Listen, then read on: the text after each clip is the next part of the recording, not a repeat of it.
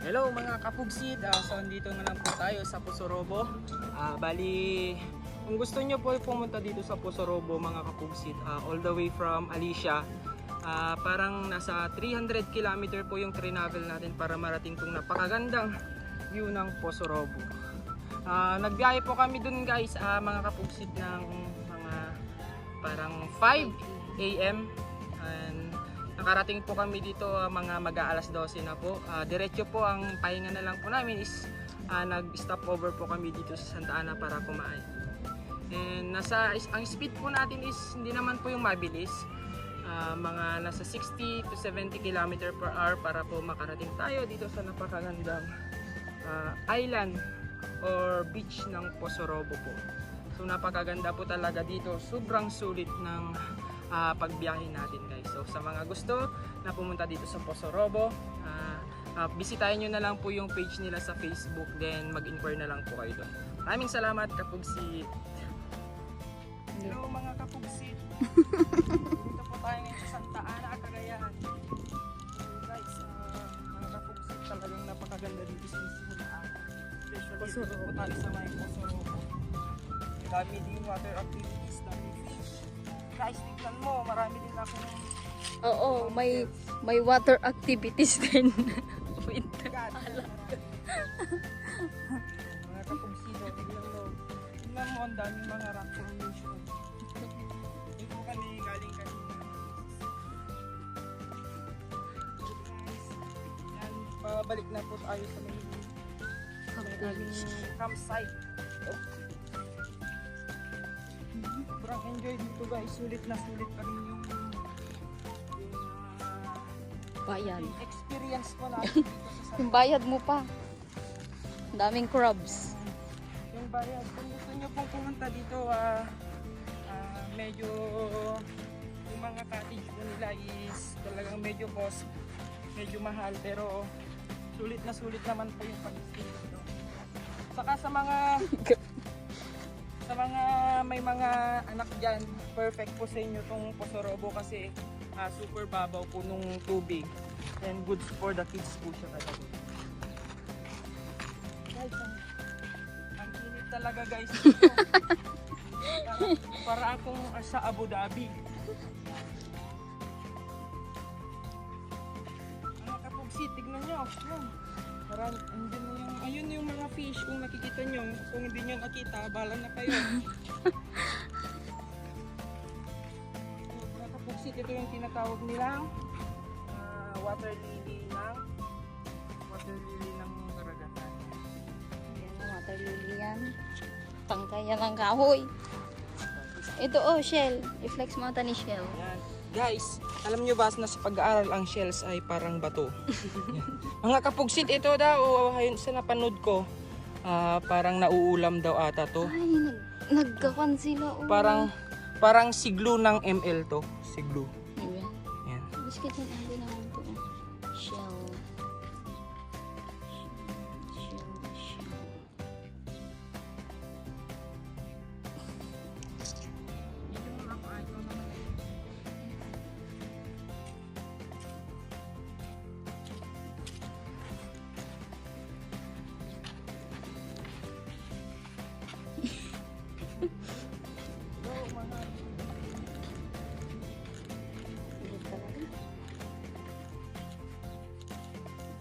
Mga kapugsit, kung makikita nyo, hindi na siya sand dahil siguro sa maraming malakas yung alon, nabuo yung mga yan.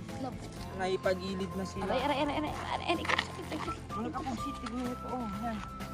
Buhay yan, buhay. Yan. Yan. Ito naman yung bisokol ng karayan. Karay. Tangang ito bulagan. Ang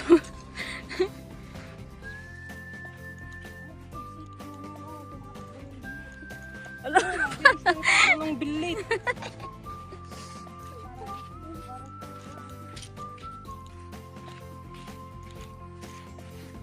para siyang bird. Budot.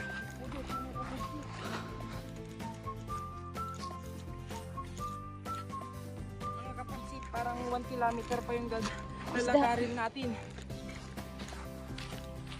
Tama tayo sa tubig. Ito yung Ano gadong nga fish?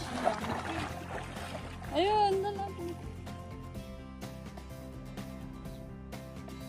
Oh, yan na, yan na, yan na.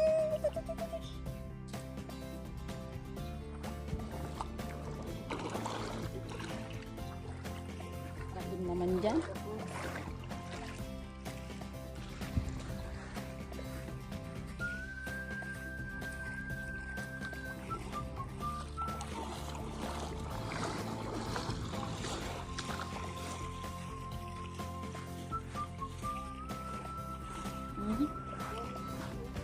Aha.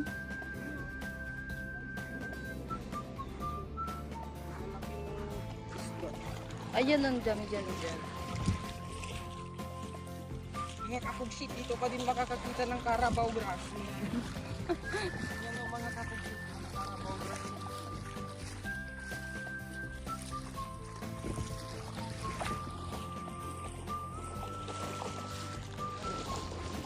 Yan. Rock formation. Kagiti pa itong info ni Adan ni Eva. Nagap na pa Adan yun.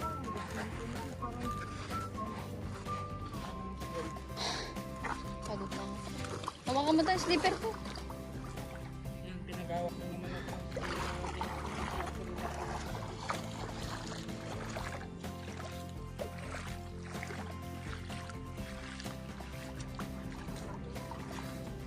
No? Fish? Went?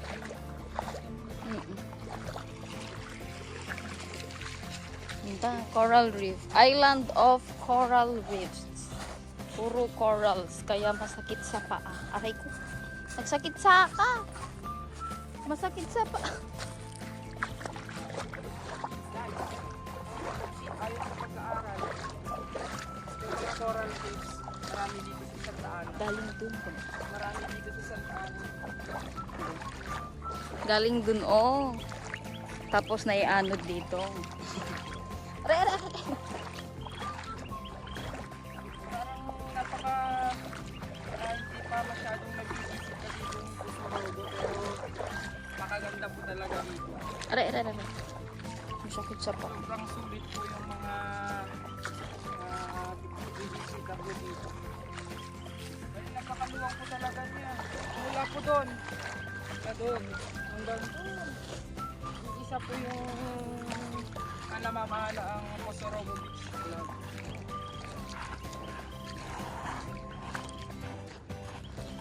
Kung bibisita po kayo dito mga kapuksit, magbaon po kayo ng nelas. Sobrang malalaki po yung mga coral reef.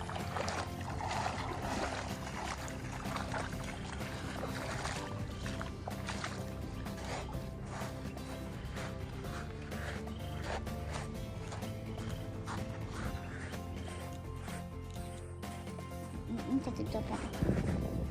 Minamasahe ko yung paa.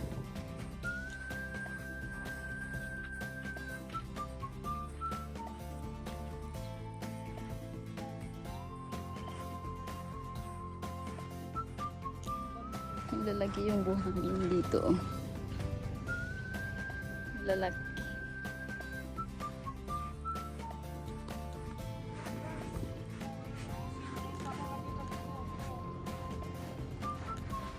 May sungay. Kunin natin siya. Take out ka pa.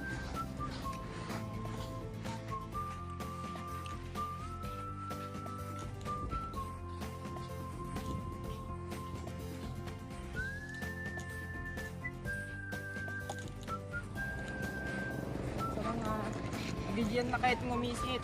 Talaga, gitugot kay jacket. No? Nagpudot talaga. Yan, yung mga yan. Yung cottage na yan is nasa worth 4,000 to 5,000 lang.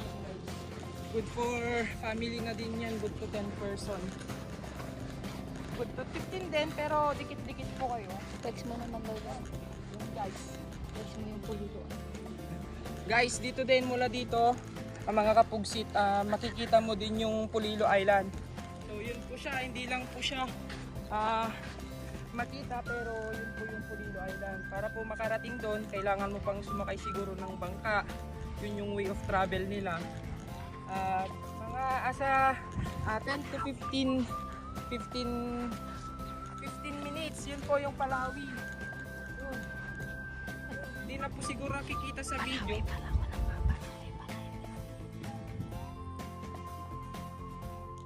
Palawi pala.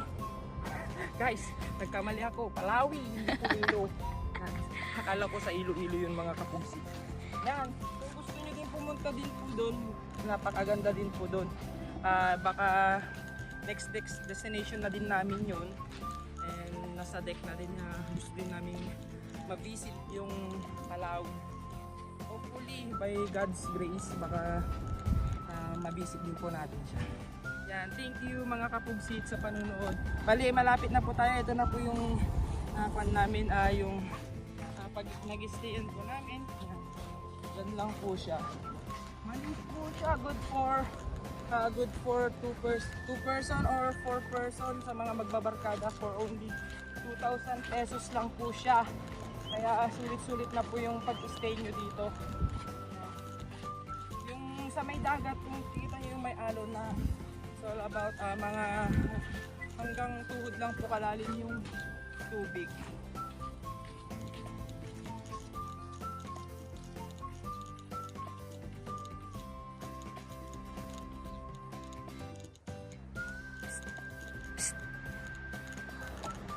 Hanggang doon na lang mga kapugsit yung video natin. See you to our next vlog. Yan. Maraming salamat. Bye!